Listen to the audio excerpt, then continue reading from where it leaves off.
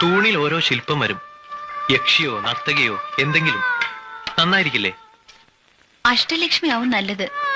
സൗകര്യത്തിന് 8 തൂണുകളുണ്ടല്ലോ. അഷ്ടനായികമാരും ആവാം. പക്ഷേ അതിന് തമ്പുരാട്ടി കുറച്ചുകൂടി സൗകര്യങ്ങൾ ചെയ്തു തരേണ്ടി വരും. മരം ഇനിയും വേണോ? കല്ലും മരമൊന്നും അല്ല. പിന്നെ തമ്പുരാട്ടി ഇടയ്ക്കൊക്കെ ഇവിടെ വന്ന് നിന്നാൽ.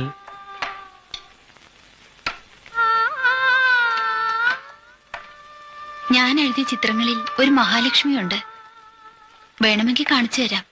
കാണാം. ചിത്രമെഴുത്തും ഉണ്ടെന്നറിയാം.